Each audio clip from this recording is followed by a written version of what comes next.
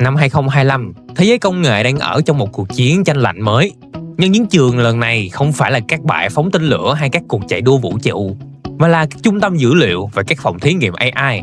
Các siêu cường không còn là các quốc gia, mà là các tập đoàn công nghệ khổng lồ, chính là Meta, Google, Microsoft, OpenAI. Kể từ sau cú nổ lớn mang tên ChatGPT, cuộc đua phát triển siêu trí tuệ, gọi tắt là AGI, đã trở thành ưu tiên hàng đầu.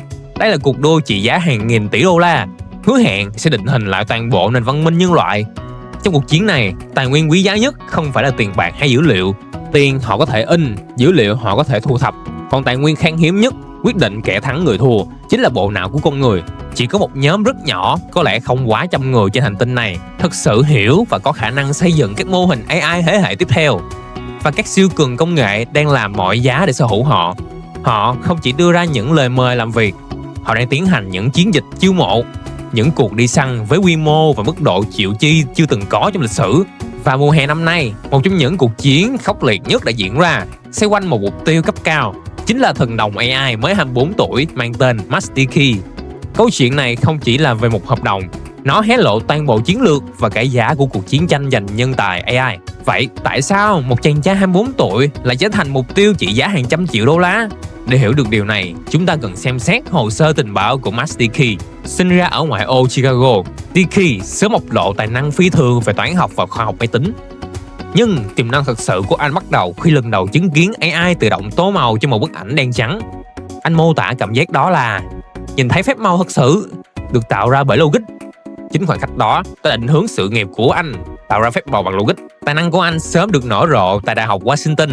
Ngay trong năm nhất, anh đã đủ trình độ để tham gia lớp học sau đại học về thị giác và máy tính, gây ấn tượng mạnh với các giáo sư hàng đầu đến mức được mời viết một chương sách về các chủ đề học sâu nâng cao. DK sau đó đã rời chương trình tiến sĩ để làm việc toàn thời gian tại Allen Institute for AI, một trong những phòng thí nghiệm AI phi lợi nhuận uy tín nhất thế giới, được thành lập bởi người đồng sáng lập Microsoft, Paul Allen.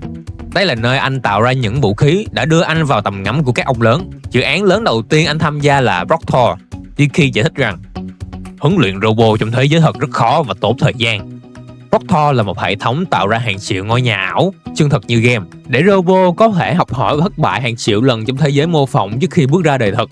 Công trình này đã giành giải thưởng nghiên cứu xuất sắc tại Newer IPS 2022, một trong những hội nghị AI danh giá nhất. Song song đó, DK dẫn dắt việc phát triển Monmo, một chatbot đa phương thức có thể nhìn và nghe và hiểu không gian.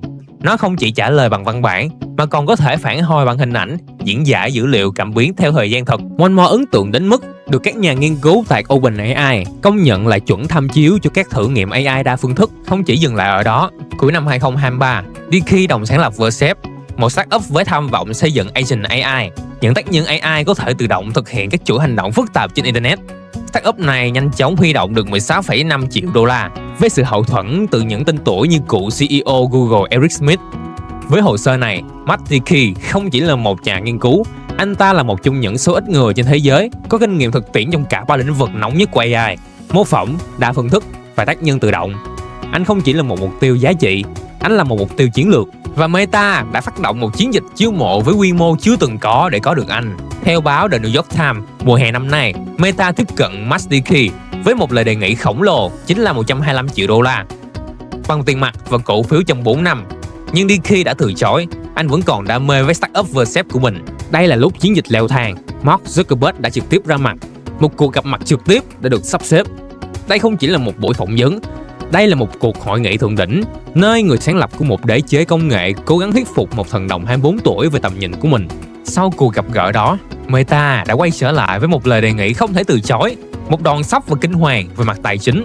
Có đại ngộ được nâng cấp lên gấp đôi, khoảng 250 triệu đô la trong 4 năm, với 100 triệu đô la có thể được trả ngay trong năm đầu tiên.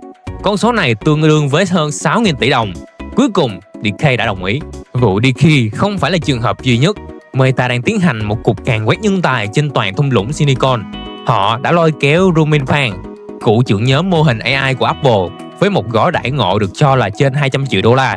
Họ chi khoảng 14,3 tỷ đô la để mua 49% cổ phần của Scale AI, một phần để có được sự phục vụ của nhà sáng lập thiên tài Alexander Wang. Mark Zuckerberg đã công khai nói rằng ông sẵn sàng làm bất cứ điều gì cần thiết để có được 50 đến 70 nhà nghiên cứu hàng đầu thế giới. Việc Meta sẵn sàng chi hàng trăm triệu đô la cho một cá nhân đã làm dấy lên một cuộc tranh luận gay gắt trong ngành. Giáo sư Ramesh Srinivasan của UCLA cho rằng mức thù lao này phản ánh khoảng cách ngày càng lớn giữa số ít ngôi sao AI và lực lượng lao động cấp thấp hơn. Những người làm công việc dán nhãn dữ liệu vốn cũng rất quan trọng cho việc huấn luyện AI. Trong khi đó, David Auto cũng mix lại bình luận một cách hài hước. Khi các nhà khoa học máy tính được trả lương như vận động viên chuyên nghiệp, chúng ta đã đến đỉnh cao của thời kỳ sự trả thù của những kẻ mọt sách. Tác động lớn hơn là sự chảy máu chất xám. Các trường đại học và các startup nhỏ không thể cạnh tranh với mức đãi ngộ này. Tương lai của AI có nguy cơ bị tập trung vào tay một vài tập đoàn khổng lồ, tạo ra một thế giới độc quyền về trí tuệ. Cuộc chiến siêu trí tuệ này với những con số không tưởng cuối cùng sẽ quyết định tương lai của phần mềm, của các trợ lý ảo sẽ chạy trên chính chiếc điện thoại của bạn. Để sẵn sàng cho làn sóng AI tiếp theo, bạn cần một nền tảng phần cứng mạnh mẽ và ổn định. Tại Điện thoại Nhanh, chúng tôi đảm bảo phần cứng của bạn luôn luôn ở trạng thái tốt nhất.